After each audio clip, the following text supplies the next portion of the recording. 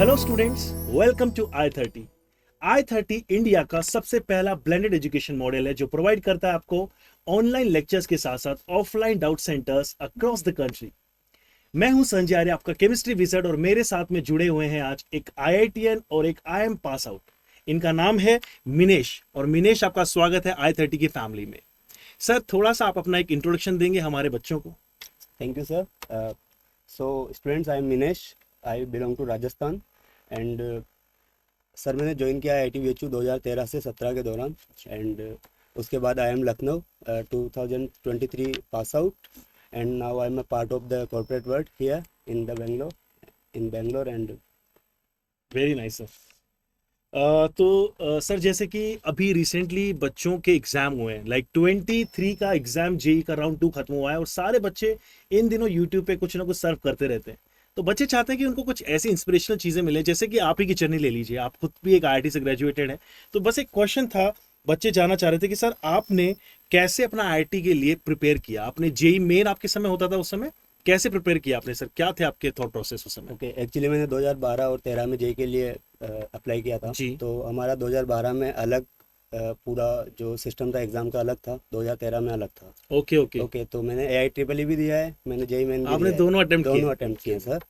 तो एंड सबसे interesting story ये है कि 2013 में जो हमारा जेई एडवांस का पेपर आया उसमें फर्स्ट टाइम सारे क्वेश्चन मल्टीपल चॉइस एंड सारे क्वेश्चंस नेगेटिव वाले थे, जो आज से पहले हिस्ट्री में कभी भी नहीं हुआ था। Okay okay. जैसे हमने क्वेश्चन पेपर देखा वी वर शॉक, बट 2 साल की प्रिपरेशन काम आई और I got my seat in IIT BHU and it was nice. तो सर आपकी कैसी लाइफ चल रही है? मतलब IIT BHU इतना बड़ा नाम है, आई गेस जब आप गए होंगे तो वो IIT BHU था उस समय। थोड़ा सा जर्नी बताएंगे आपकी IIT BHU में, कैसा लगा आपको जाके? तो हमारे जाने से 1 साल पहले वो IT टू IIT कन्वर्ट हुआ था। Okay nice. थिंग इज कि पहले भी वो प्रीमियर इंस्टीट्यूट्स में आता था, IIT के थ्रू उसमें लेते थे, बट IIT का टैग नहीं था वहाँ पे। इट्स ओके, बट हमारे टाइम पे it was just in transformation phase. So we were there, जहाँ हमने देखा है कि कैसे एक चीज़ें चेंज होती है। पहले एक ओल्ड इंफ्रा से नया इंफ्रा आता है, IIT होने के बाद में कितना चेंज आता है एक इंस्टीट्यूट में वो हमने देखा है। इसके अलावा जैसे ही कहीं पे इंस्टीट्यूट का नाम आता है मेरे चेहरे पे एक बड़ी सी स्माइल आती है। तो वो आपको बता सकता है कि वहाँ पे 4 साल जब हम रहे तो वहाँ पे कितने चेंजेस आए, न्यू फ्रेंड्स बने, उनसे कितना सीखने को मिला। राइट। और the rigour of days and fun nights, जी। It was all amazing. और एक IIT की डिग्री और एक टैग लेना ही बड़ी बात है, क्यों सर? Yes, वो तो आपको तो IIT की डिग्री मिली होगी, IIT BHU की तो नहीं मिली होगी? IIT की मिली है। चलिए सर, बहुत अच्छी बात है। सो चलिए नेक्स्ट क्वेश्चन पे आते हैं कि सर आपसे पूछना चाहते थे बच्चे कि आपने बेसिकली प्रिपेयर कैसे किया था? क्योंकि जैसे कि PCM अगर 3 सब्जेक्ट होते हैं तो जनरली होता है कि बच्चों के 2 सब्जेक्ट अच्छे होते हैं, एक पुअर होता है। इनफैक्ट मेरी बात करें तो मेरा केमिस्ट्री सबसे बेकार था उस समय। मैंने तो केमिस्ट्री बाद में इतने पुटअप किया एफर्ट, जब जाके मैं केमिस्ट्री में एक्सपर्ट बन पाया। तो आपसे जानना चाहते हैं कि आपको कौन से सब्जेक्ट बहुत पसंद थे और कौन से सब्जेक्ट आपको पसंद नहीं थे, और उनको कैसे टैकल किया, ताकि हमारे जो बच्चे जो हमें देख रहे हैं वो भी इस चीज को इंस्पिरेशनली ले सके और आगे बढ़ सके। बताइए ना। तो सर मैं इस बारे में बताना चाहूँगा आपको कि एक आयरनी है, मैं पढ़ता था तब मेरे को लगता था कि मेरी फिजिक्स सबसे अच्छी है, अच्छा ठीक है, और मैथ्स मेरे को लगता था सबसे खराब की इसमें तो मैं स्कोर नहीं कर पाऊंगा।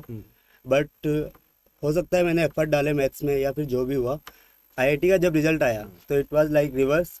फिजिक्स में I got less number than maths. Okay. तो बेसिकली द थिंग इज कि अगर आपको कोई चीज़ लग रही है कि आप उसमें एक्सेल नहीं कर पा रहे हैं अभी, तो आप अगर मेहनत करेंगे तो एक टाइम के बाद हो सकता है पूरा व्यू ही चेंज हो जाए आपका। मेरे मैथ्स में सबसे ज़्यादा नंबर थे, मेरे को सबसे ज़्यादा उसी से डर लगता था एक टाइम पे। बट चलिए मनीष जी, ये बात तो है। वैसे जनरली जैसे जो हमारा क्राउड है जो जेई के लिए अपीयर होता है ना, मैं मेनली देखता हूँ कि उनकी मैथमेटिक्स स्ट्रांग होती है, और मतलब ऐसा एक जनरल व्यू है। मतलब ऐसा मैं कोई ये नहीं कह रहा हूँ हार्ड एंड फास्ट रूल है।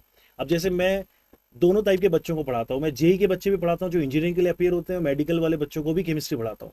तो मैंने जो मेनली ऑब्जर्व किया तो 80% क्राउड मुझे ऐसा मिलता है जो मैथ्स में अच्छा होता है और इंजीनियरिंग ऑप्ट करता है। एंड सिमिलरली जो बायो में अच्छे होते हैं, जिनका दिमाग भी अच्छा है, शार्प है, उनकी रोट लर्निंग पावर भी अच्छी है, तो वो अच्छी मेमोरी पोजेस करते हैं, वो लर्न अच्छा करते हैं, तो वो बच्चे चले जाते हैं जल्दी मेडिकल वाले सेक्टर की तरफ। तो ये तो अच्छी बात है कि आपका मैथ्स तो नेचुरली अच्छा होगा। हो सकता है कि आपको ये बाद में रियलाइज हुआ हो कि आपका मैथमेटिक्स अच्छा था और उसी ने आपको मार्क्स भी दिलाया। क्यों? मैथ्स मेरा अच्छा था, क्योंकि जी 10th तक मैथ सबसे इंटरेस्टिंग सब्जेक्ट हुआ करता था मेरे लिए। बट द थिंग इज, जब मैंने 11th में ज्वाइन किया सबसे करेक्ट। पहले, तो मैंने थोड़ा डिले कर दिया था ज्वाइनिंग में ही। तो बेसिक कंसेप्ट जो होते हैं अपने शुरुआत के बेसिक कंसेप्ट, जो डिफरेंशिएशन होता है, इंटीग्रेशन होता है, जो करेक्ट एक करेक्ट। बेसिकली पढ़ाता है कोई भी टीचर, सारे जो फिजिक्स में भी काम आता है, केमिस्ट्री में भी कुछ इक्वेशंस के लिए काम आता है कभी जी जी। कभी। तो वो बेसिक कंसेप्ट 11th और 12th के टाइम पे उतने क्लियर नहीं हो पाए थे शुरुआत में। ओके जी ओके। तो दैट्स वाई मुझे लगता है कि मेरी मैथ्स का फाउंडेशन जो था, जो कि 10th के बाद एक तरह से चेंज हो जाती है, क्योंकि मैं स्टेट बोर्ड से था पहले, वो और आपका स्ट्रॉन्ग था। तो इसलिए वहाँ पे थोड़ी दिक्कत हुई। But at the end if you practice you can get better every time guys. Absolutely sir. तो कितना मजा आ रहा है, मतलब इतना ज्यादा मजा आ रहा है विनेश जी के साथ में, इनकी बातें सुन के मुझे खुद को अपने आईआईटी के टाइम की यादें आ गई। मतलब ही इज 2013 पास आउट, मतलब पास किया इन्होंने अपने आईआईटी एग्जाम, हमने 2013 में निकाला। और 2 साल पहले मैं भी शायद यही इस तरह की जर्नी में कहीं ना कहीं बैठा हुआ था, असमंजस में पड़ा हुआ था। तो काफी सिमिलर कहानी लग रही है। बस थोड़े सब्जेक्ट मेरे को मैथमेटिक्स ज़्यादा पसंद थी, फिजिक्स कम, तो वो तो सब चलते रहता है। चलिए गाइस, एक और मज़ेदार सी चीज़ जानते हैं कि सर आपके समय में कितने अटेम्प्ट होते थे और आपने कौन से अटेम्प्ट में इसको पास किया? तो बेसिकली आईआईटी के लिए 2 ही अटेम्प्ट थे, एक 12वीं ओके के साथ, एक 13th में। 12th के साथ I couldn't pass it, but जी 13th में फिर मुझे एक आइडिया हो गया था बेसिकली कि किस चीज़ में मैंने गलती करी है। जैसे करेक्ट। बच्चे क्या करते हैं, ज्वाइन कर लेते हैं क्लास, सर बोलेंगे घर से ये होमवर्क करके लाना, बट वो कभी नहीं करके लाते। बहुत सारे बच्चे मैंने ऐसे देखे हैं। जी बट 13th पे मैंने सोच लिया था कि और कुछ हो नहीं हो, मुझे होमवर्क कंप्लीट करके जाना है क्लास में। बहुत अच्छी बात बोली आपने सर। सिंपल सी बात है कि और कुछ मैं करूँ नहीं करूँ, घर से आने, क्लास से आने के बाद मैं होमवर्क कंप्लीट करूंगा, करेक्ट और करेक्ट। उसके बाद में अगले दिन क्लास में जाके। और इस चीज़ ने मतलब पूरा चेंज ही कर दिया। मेरे एक फैकल्टी थे उस टाइम पे फिजिक्स के, तो मतलब I was his favourite student, क्योंकि Very मैं nice. और सब्जेक्ट का फिर भी रह जाता था, बट मैं फिजिक्स का पूरा होमवर्क करता था, क्योंकि उसमें को इट वाज फिजिक्स इंटरेस्टिंग। आपका फेवरेट भी था, आपने यस, बताया। बताया वो। तो इसीलिए वो फेवरेट हुआ, क्योंकि फैकल्टी ने भी मेरे को फिर, जब मैं डाउट पूछता था डेली क्लास में, क्योंकि इतने सारे क्वेश्चन सॉल्व करोगे आप तो डाउट आएंगे आपको, ऑब्वियस है। एब्सोल्युटली। बहुत सारे क्वेश्चन नहीं सॉल्व होंगे, बट जब उन्होंने देखा कि मैं मेहनत कर रहा हूँ सही में, तो उन्होंने भी पर्सनली ध्यान दिया, और करेक्ट करेक्ट। इसी वजह से फिर चीज़ें सही हुई और जाके इन्होंने अपना आईआईटी क्रैक किया। सो बच्चों, में एक और चीज़ की क्लैरिटी दे दूं आपको कि जैसे सर के समय में 2 अटेम्प्ट होते थे, एक 12th के साथ, एक 12th के बाद। अभी टोटल 3 अटेम्प्ट्स हो गए हैं। देखिए आईआईटी में पहुंचने के भी 2 ही अटेम्प्ट्स हैं, क्योंकि जी इसमें कुछ ऐसा हो गया कि अगर आप 12th के साथ में अपना जेई मेन एग्जाम एडवांस दे सकते हैं, 12th के बाद भी दे सकते हैं जेई मेन एडवांस, एंड 1 साल और भी आप जेई मेन के लिए अपेयर हो सकते हैं, बट नॉट फॉर एडवांस्ड। ठीक है सर, हमने एक और क्लैरिटी दे दी उन तो बच्चों इट को। Was the same thing before जी। ऑल्सो। एआईट्रिपल के लिए मतलब एनआईटीज के लिए 3 अटेम्प्ट ही मिलते AIEEE थे। के अटेम्प्ट्स थे उस समय भी 3 ना। अटेम्प्ट मिलते थे। जेई करेक्ट मेंस तीसरे साल भी दे सकता था स्टूडेंट, बट आईआईटी में जाने के लिए सिर्फ 2 ही अटेम्प्ट थे, जो एक 12th के साथ एंड एक 12th के बाद वाला 13th जिसे हम बोलते हैं। तो मिनेश जी से बात करके वो जो होता है ना, जो ज्यादा पढ़ने वाले बच्चों का एटीट्यूड, वही दिखाई दे रहा है। तो थोड़ा सा जानते हैं कि सर आपकी एक्स्ट्रा करिकुलर एक्टिविटीज में क्या था Minesh, like what do used to do? Okay, so basically I prepare from Kota. अरे सो वाह। कोटा में बहुत सारी चीज़ें होती है करने के लिए। अगर स्टूडेंट नहीं पढ़ना चाहे तब भी बहुत कुछ है, पढ़ना चाहे तब भी बहुत कुछ है। बिल्कुल। तो बट मेरा ये था कि मैं पढ़ता था, जब पढ़ना होता था फुल टाइम पढ़ो, बट जब फन करना है तो I had a group of friends, उनके साथ इधर उधर घूमना कभी, या कोटा फिर खुद ही घूमने की जगह है। बहुत अच्छी जगह है वो। और इसके अलावा वहाँ पे हमारे टाइम पे इंटरनेट का इतना था नहीं, तो जी। We use to go to cyber cafe sometime. Movie वगैरह देखने के लिए भी वहाँ जाना पड़ता था, Good, मोबाइल का very एक्सेस nice. नहीं था उतना। सो काफी it was- नॉस्टैल्जिक हो गया मेरे लिए, क्योंकि मैं भी अपने एग्जाम दे के आता था, तो हम लोग प्लान करके निकल जाते थे, कई बार खाने पीने एरोड्रम की साइड सिटी निकलते मॉल, थे। हाँ, सिटी सिटी मॉल, मॉल पे जाना सिटी मॉल रेजोनेंस था और बगल देखिए में। उस समय सिटी मॉल बन रहा था, सो मोर और लेस कह सकते हैं कि कंप्लीट ही हुआ था बहुत ज्यादा 2013 मतलब में। चीजें थी नहीं उस थी समय, नहीं। तो बड़ी मुश्किल से। और फिर मॉल के अलावा, लेकिन कोटा इज अ ब्यूटीफुल मतलब जगह, मैं बोलूंगा इतनी सारी जगह वहाँ घूमने फिरने की मजा ही आ गया था। और अभी पिछले 5-10 साल में जो डेवलपमेंट हुआ है वो तो एब्सोल्युटली चेंज हो सर, गया है। बियॉन्ड है वो, तो बियॉन्ड आवर इमेजिनेशन है। चलिए आगे जानते हैं आपके। तो अभी तक तो काफी मजा आ रहा है कि, और आपके स्ट्रॉन्ग एंड वीक सब्जेक्ट भी हमें पता चले कि आपके मेनली जो आपका की फैक्टर था, जो आपका बेसिकली एमवीपी था, जो आपका player of the match kind of जो था, वो आपका फिजिक्स था। एंड मैथ्स आपको पसंद नहीं था, लेकिन मैथ्स ने हेल्प बहुत की, तो बहुत ही अच्छा लगा। सो आपसे मैं जानूंगा सर, आप कितने नंबर ऑफ आवर्स देते थे हर दिन, क्योंकि बच्चों के लिए बहुत डिफिकल्ट रहता है। देखिए मैं खुद के बारे में तो अभी जज ही नहीं करूंगा इस चीज को, क्योंकि क्या होता है कि सबके अपनी अपनी थियरी है, लेकिन बच्चे जनरली इस तरह के ना बहुत सारे ये लेके आते रहते हैं रूमर्स के, अरे नहीं भाई आईआईटी निकालनी 8 घंटे पढ़ो, 10 घंटे पढ़ो, 15 घंटे पढ़ो। इनफैक्ट इतना टिपिकल कर देते हैं ना, तो कुछ लोग तो ऑप्ट करने से पहले ही बैकअप कर लेते हैं, अरे नहीं भाई हमें नहीं जाना। 8-8 घंटे कौन पढ़ेगा? क्या कितनी सच्चाई है इसके पीछे? क्या लगता है कितने नंबर ऑफ आवर्स डेडिकेटली दे के हम लोग इस चीज को बेसिकली तो अचीव कर सकते हैं? ये डिपेंड करता है स्टूडेंट पे भी। जी। बहुत सारे होते हैं जो कम पढ़ के भी एक्सेल कर सकते हैं, बहुत सारों को मेहनत करनी पड़ती है। तो मेरा ऐसा था कि कुछ सब्जेक्ट्स में मैं अच्छा था तो उनके लिए मैं कम टाइम देता था, कुछ सब्जेक्ट के लिए ज़्यादा टाइम देना पड़ता था मुझे। जैसे फिजिक्स हो गया। जैसे फिजिक्स के लिए मैं पूरा होमवर्क करता था। मतलब मेरा बेसिकली ये कंसेप्ट था क्लासेस के टाइम पे, जब तक हमारे टाइम पे जनवरी फेब तक क्लास चलती थी, उसके बाद कोचिंग्स ख़त्म हो जाती थी। तो क्लासेस जब तक चल रही है तो पूरा होमवर्क करो, और उसके बाद अगर आप 1-2 घंटे प्रीवियस चैप्टर्स अगर रिपीट कर पा रहे हो करेक्ट। तो दैट वाज प्रीटी इनफ। और टेस्ट से पहले एक बार रिवाइज कर लो। जैसे वीकली मंथली टेस्ट होते हैं वहाँ पे, सीटी और पीटी बोलते थे उस जी टाइम जी। पे, ठीक है। बट जब कोचिंग ख़त्म हुई तब फिर जो वो 3 महीना होता है वो बहुत बहुत ही ज़्यादा डिफरेंस क्रिएट कर सकता है आपकी लाइफ में। Correct correct. तो उस टाइम पे तो जितना आप मैक्सिमम दे सकते हैं, मैं नहीं बोलूँगा कि 14 घंटे पढ़ो, 15 घंटे पढ़ो, बट उसमें जो आपको मैक्सिमाइज लगे कि आपको सफिशिएंट है, आपको अंदर से फीलिंग आ जाए कि दिस इज़ इट, उतना आपको पढ़ना चाहिए।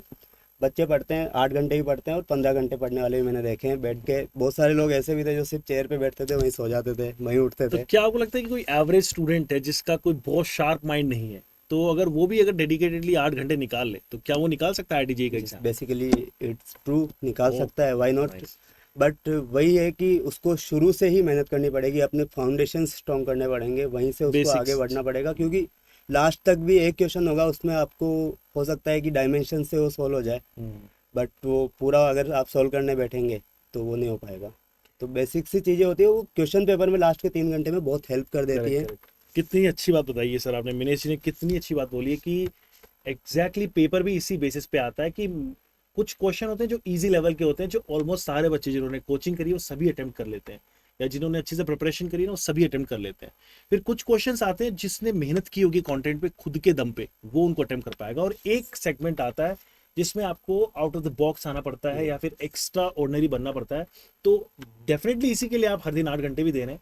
तो एक आज से सर एक मोटिवेशन ये भी मिला है बच्चों को आपकी इन बातों से कि it is not a matter कि आप बहुत शार्प माइंडेड हैं, या अगर आप 18 घंटे लगातार ही बैठते हैं तो ही आपका आईआईटी में सिलेक्शन होगा।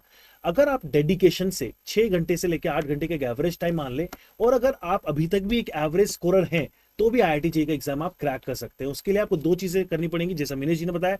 एक, आपको अपने फाउंडेशन स्ट्रॉन्ग करने पड़ेंगे, एकदम बेसिक शुरू करना पड़ेगा, और दूसरा है आपको डेडिकेशन मेंटेन रखना पड़ेगा। और एक और भी आपने चीज बताई थी कि जो एग्जाम के दिन होने वाले हैं, जो आखिरी के 3 महीने हैं या जो 2 महीने जो सबसे क्रूशियल टाइम है, उसमें उनको डेडिकेटेडली 10 आवर्स क्योंकि डेडिकेट करने पड़ेंगे, डिवोट करने बेसिकली सर वही होता है कि कोचिंग एक बार कंप्लीट हो गई तो कुछ जी। स्टूडेंट्स चीज़ों को लाइट ले लेते हैं। करेक्ट कुछ स्टूडेंट होते हैं जो एक्सेल करना चाहते हैं उस टाइम पे, उनको दिखता है कि सारी तरफ कंपटीशन करेक्ट है, हर कोई करेक्ट पढ़ रहा है। तो दोनों तरफ वो जो चीज़ होती है बहुत ही ज़्यादा डिफरेंस क्रिएट करती है किसी भी बच्चे की लाइफ में। तो ऐसा कोई आपके बेसिकली माइंड में उस समय कोई भी कोई मोटिवेशनल पॉइंट आया हो, कोई इंस्पिरेशन आया हो जिसको देख के आपको लगा हो कि नहीं अब मुझे आईआईटी एग्जाम निकालना है? कभी ऐसा रहा, कोई मोमेंट आया हो? तो सर बेसिकली हमारी फैकल्टीज जो होती थी वो जी। सबसे बड़ी इंस्पिरेशन थी हमारे लिए। जो Okay. हमें पढ़ाते थे वो बताते थे कि हम आईआईटी में गए, तुम आईआईटी जाओगे, इट इज़ बेसिकली लाइक जन्नत। वहाँ पे जाके तुम अपने आप को एक्सप्लोर कर सकते हो। सबसे Correct. पहली बात, तुम बहुत सारी और चीज़ें हैं जो एक्सप्लोर कर सकते हो, और तुम्हें सीखने को वहाँ पे हर एक बंदा जो भी आएगा, जो भी स्टूडेंट वहाँ पे आएगा, वो कुछ ना कुछ अपनी उसके पास कुछ ना कुछ होगा टेबल पे रखने के लिए आपके लिए। Okay, Correct. He will bring something to the table, and आप उनसे सीख सकते हैं, उनको सिखा सकते हैं। और वहाँ पे एक आपको एक ऐसा फ्रेंड सर्कल मिलेगा जिससे बहुत ज़्यादा इंस्पायर हो सकते हैं आप, क्योंकि वहाँ पे डाइवर्स बैकग्राउंड से बच्चे आते हैं और सारे अपने किसी ना किसी पार्टिकुलर चीज़ में एक्सेल कर रहे होते हैं। कुछ को मशीनरी से बहुत लगाव होगा, मे बी किसी को डिज़ाइनिंग बहुत अच्छी लगती होगी। वहाँ पे जाने के बाद ऐसा नहीं है कि आप पार्टिकुलरली इंजीनियरिंग में ही घुसे रहे हैं। जी। Okay, sorry for the words, but जैसा कि वहाँ पे बहुत सारे क्लब्स एंड काउंसिल्स होते हैं, बहुत सारे स्पोर्ट्स होते हैं, एक्स्ट्रा करिकुलर एक्टिविटीज़ होती है। I myself was a part of FMC, film and media council in IIT BHU. So it was like a club of 6 clubs. A council consisted of 6 clubs. Photography, animation, cine, बहुत सारी चीज़ें वो काफी आपके कुछ सीखने seniors को मिला। आपको सिखाएंगे, और वो चलता आ रहा है सदी, मतलब जब से कॉलेज शुरू हुआ है तब से एक बना हुआ है कि एक लेगेसी मेंटेन है, legacy अभी तक भी maintained है। सिखा रहे हैं। और जो वहाँ पे फेस्टिवल्स होते हैं उनका तो आपको पता ही होगा। मूड इंडिगो आपने IIT बॉम्बे का सुना होगा, काशी यात्रा फ्रॉम IIT BHU। बिल्कुल बिल्कुल। दीज थिंग्स आर लाइक, आप पहले हो सकता है आप में से किसी ने वो चीज़ें कभी एक्सपीरियंस भी नहीं करी होगी, वहाँ पे करेक्ट जाके करेक्ट आपको करेक्ट पता लगेगा। प्लस वहाँ के प्रोफेसर जो होते हैं, कुछ प्रोफेसर्स आपको मिलेंगे जो आपकी लाइफ को मतलब चेंज करने के लिए काफ़ी है। Correct. Best of the knowledgeable persons you will get there. Absolutely sir. So sir काफ़ी मज़ा आया आपसे आज बातें करके, काफ़ी सारी चीज़ें हम लोगों ने नई सीखी। और मेरा बेसिकली शो उन सारे बच्चों के लिए डेडिकेटेड है जो अभी आगे चल के अपनी जर्नी ट्रेवल करना चाहते हैं आईटी में, और जिन्होंने कर भी ली है, ताकि आप लोग भी अपना ये जो एक्सपीरियंस है इसको मैच कर सकें, इसको एंजॉय कर सकें और आने वाले लाइफ में इंस्पायर हो सकें।